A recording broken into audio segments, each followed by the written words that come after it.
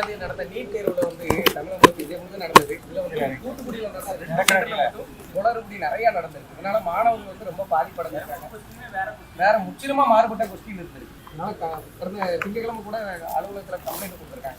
இல்லைங்க, இன்னைக்கு வந்து அவங்கள சந்திச்சு அவங்களுடைய பிரச்சனைகளை வந்து அவங்க கிட்ட கேட்டு தெரிஞ்சுக்கிட்டு அமைச்சரும் தொடர்ந்து அதை பற்றி பேசியிருக்காங்க.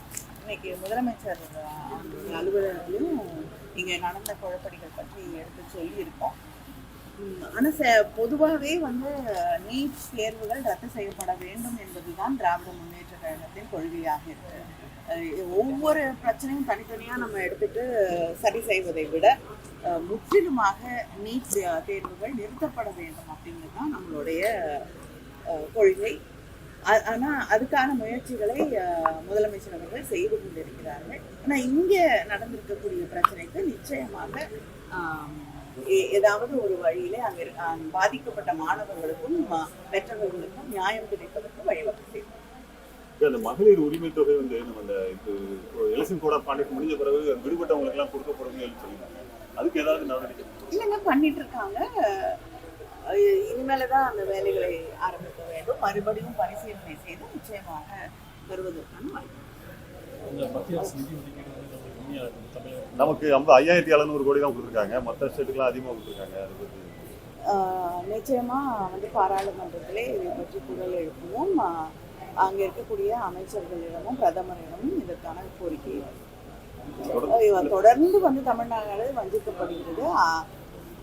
வந்து பல முறை பிரதமர் வந்து இங்கே வாக்கு கேட்க வருகிறார். ஆனால் நம் வைக்கக்கூடிய கோரிக்கைகளை காது கொடுத்து கேட்க மாட்டாங்க. இதுதான் வந்து ரொம்ப வருத்தமான ஒரு விஷயமாக இருக்கு.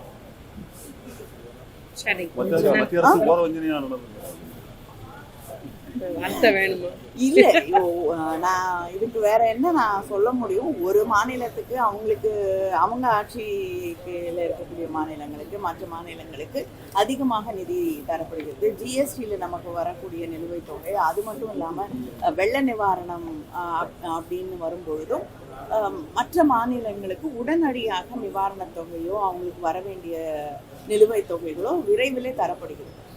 ஆனால் தமிழ்நாட்டுக்கு மட்டும் வந்து நமக்கு வர வேண்டிய எந்த பணமும் சரியாக வந்து சேருவதில்லை. மிகப்பெரிய வெள்ள பாதிப்பிலே நாம் மீண்டு வந்திருக்கிறோம். முதலமைச்சர் கேட்ட எந்தவித நிவாரணமும் தரப்படவில்லை. இப்போ இதை எப்படி நம்ம பார்க்கணும்? சுப்பிரமணிய சாமி வந்து மத்திய அரசு ஓராண்டு கூட நிலைக்காது மைனாரிட்டியா வந்திருக்காங்க.